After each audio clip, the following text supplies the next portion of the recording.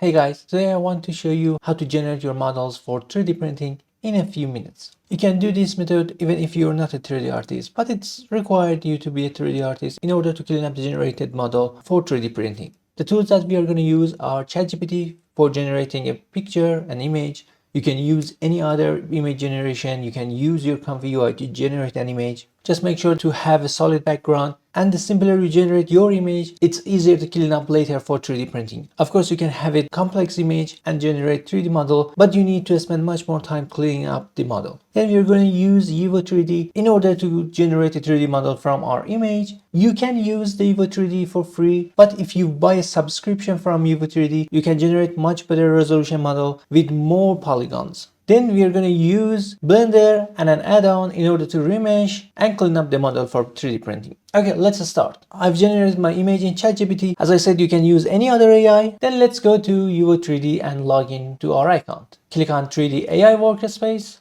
I have two images here to test this. One is a character, a dynamic pose character, and the other one is a house. Also remember, you can give the prompt for generating 3D model here in Yvo3D if you don't want to use a reference model. But if you want to use a reference model, click on the image icon here, select image, and select your image.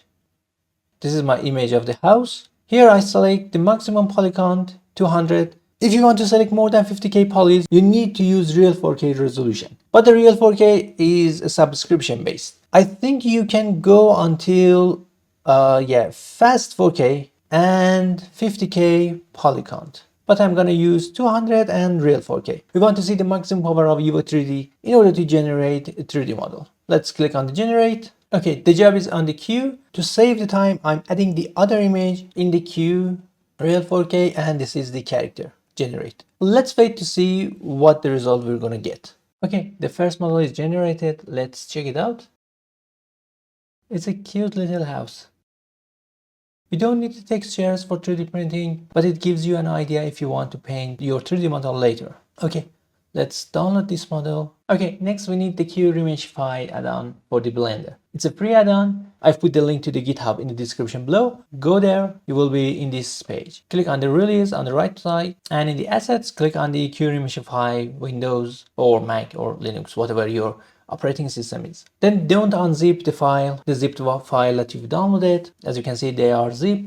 Keep them in the zip format. Go to your Blender, click on the edit, preferences, in the add-ons. If you have older versions of the Blender, there should be an install. If your Blender is newer ones, click on this icon and install from disk. Select your QRemeshify add-on, and that's it. You can click here and save preferences. If your Blender crashes out, you keep your installed add-ons. Okay, now let's import our model. The models from Yvo3D comes in GLB format. Click on the file, import GLB, GLTF2, GLB, and GLTF. Click on that. Select our newly generated file and import it to the scene. That's our little house. It looks very cute, but if you look at the geometry, it's not good. You can go to the modifier, generate, decimate, and bring this down in order to decimate your model. But as you can see, it only reduces the poly count. It don't remesh the model. To be honest, you don't need to remesh the model for 3D printing. We just do the remeshing, because if you want to change something in your model, or if you want to key your model for resin 3D printing, you need a better topology. But just know that you can print this model as it is. Nowadays, a lot of slicers. Slicers are the programs that you bring your 3D model to for 3D printing. And nowadays, a lot of slicers accept million polygons models. So it should be fine. Okay, let's remove that and remesh. Go to your side panel, QRemeshify, and click on remesh. Okay, the character is also generated. Let's check it. This is the character. Not bad. We need to extrude the base a little bit. We have a face in the base for some reason. And as I said, we don't need the textures, but it looks fine. Let's download this one too. File, import, GLB. And this is the gear model. Like before, the geometry is messy and there's a hole we don't want. Let's use remesh for this one. Click on the remesh and reduce the voxel size.